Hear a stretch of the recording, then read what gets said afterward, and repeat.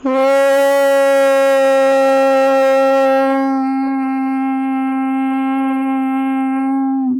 புராணம் நாயன்மார்களின் வாழ்க்கை வரலாறை கூறும் நூலாகும். இதை முதலில் இயற்றியவர் சுந்தரமூர்த்தி நாயனார் ஆகும். அந்த திருத்தொண்டர் தொகை என்னும் நூலை முதல் நூலாக கொண்டு சேக்கிழார் பெருமான் பெரிய புராணத்தை தொகுத்து வழங்கினார். 13வது நாயன்மார் கதை மானக்கஞ்சார நாயனார் புராணம். இவர் சோழ நாட்டில் உள்ள கஞ்சனூர் என்னும் ஊரில் வேளாளர் குலத்தில் பிறந்தவர்.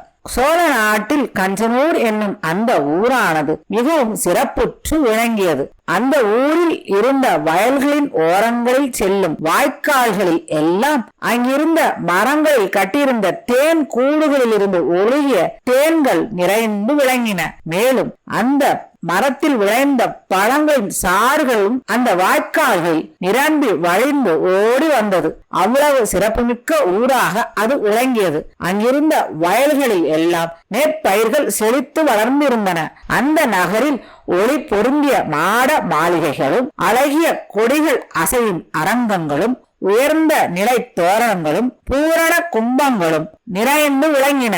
நிறைந்த அணிகலன்களை அணிந்த பெண்கள் நாட்டிய சாலைகளில் நடனமாடினர். அதற்கேற்ப ஒலிகள் இசைக்க பெற்றன. அந்த ஊரில் வாழ்ந்த அனைவரும் உழவு தொழிலை செய்து வந்தார்கள். அங்கு மிகுந்த புகழையுடைய ஒரு பரம்பரையில் வேளாள மரபில் மானக்கஞ்சனார் தோன்றினார்.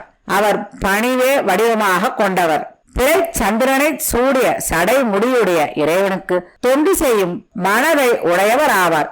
இறைவன் மீது அதிக அளவு பக்தி கொண்டு இறைவனின் அடியவர்களுக்கு தேவையான பொருட்களை எல்லாம் வாரி வழங்கி அவர்களுடைய தேவை அனைத்தையும் பூர்த்தி செய்யும் பண்பை கொண்டிருந்தார். நிறைந்த செல்வத்தை உடைய அவருக்கு மக்கள் செல்வம் இல்லாமல் இருந்தது. அவர் இறைவனை தனக்கு பிள்ளை பேறு வேண்டும் என்று வேண்டி துதித்துக் கொண்டிருந்தார்.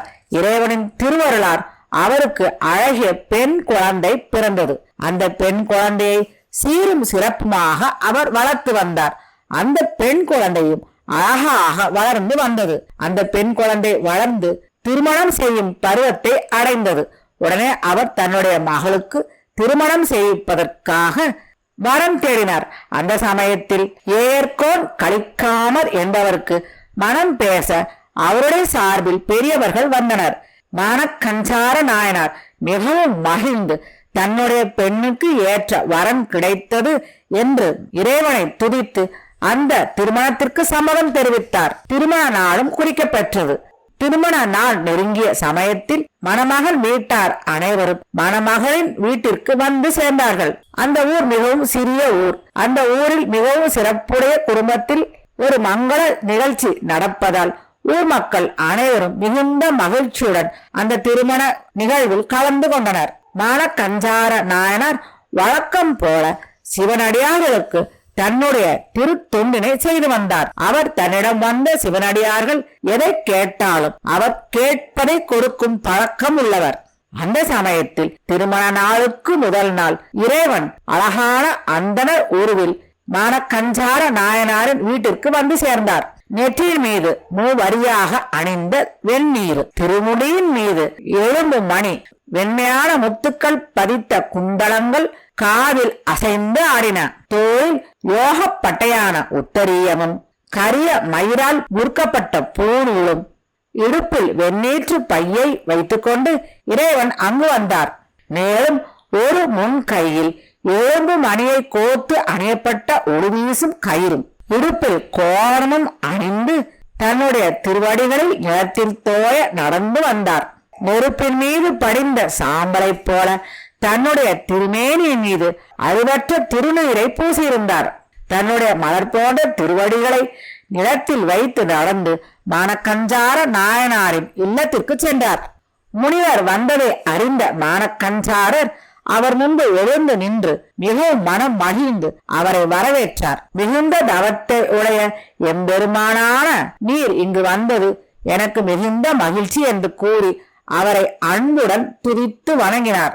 உடனே முனிவர் வேடம் தாங்கி அங்கு வந்த இறைவன் இங்கு இன்று என்ன விசேஷம் என்று கேட்கிறார். அதற்கு மானக்கஞ்சாரர் இன்று என்னுடைய மகளின் திருமண நிகழ்ச்சி இங்கு நடக்கின்றது என்று கூறுகிறார்.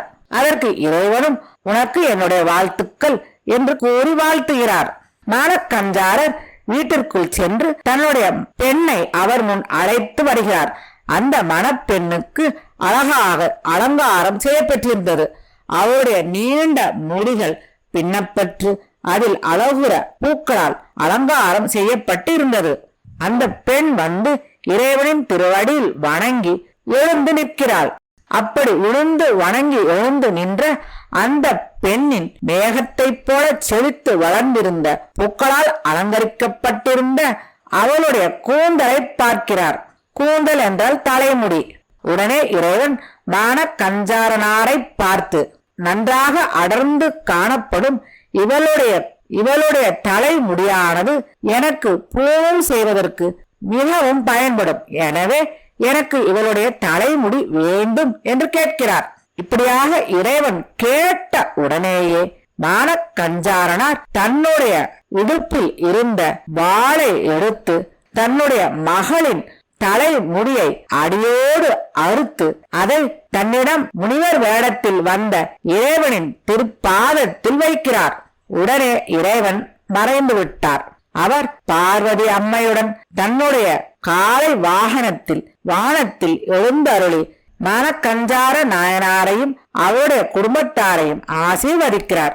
அதை கண்டு மெய்சிலிர்த்து மானக்கஞ்சாரனார் நிலத்தில் வீழ்ந்து வணங்கி துதிக்கிறார். பிறைச்சந்திரனையும் கங்கையையும் தன்னுடைய சடையில் அணிந்துள்ள இறைவன், உனக்கு என்னிடமுள்ள அன்பின் வலிமையை காட்டுவதற்காகவே நான் இவ்வாறு முனிவர் வேடத்தில் வந்து உன்னுடைய மகளின் தலைமுடியை கேட்டேன் என்று கூறி அவர்களுக்கு ஆசீர்வாதம் செய்துவிட்டு மறைந்து விட்டார். அந்த சமயத்தில் கழிக்காமல் திருமணத்திற்காக அவருடைய வீட்டிற்கு வருகிறார்.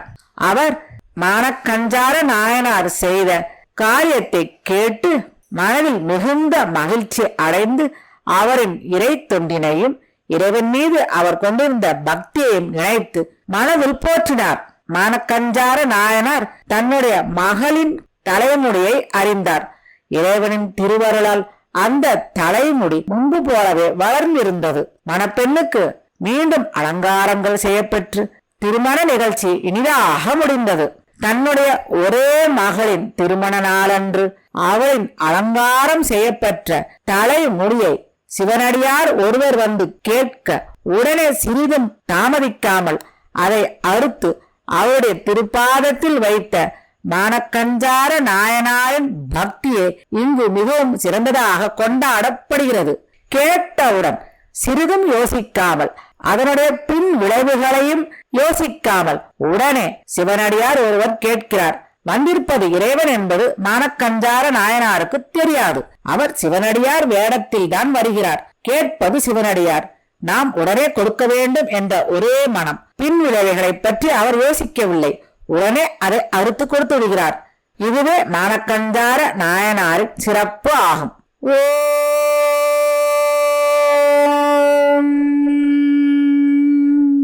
சர்வம் சிவார்ப்பணம்.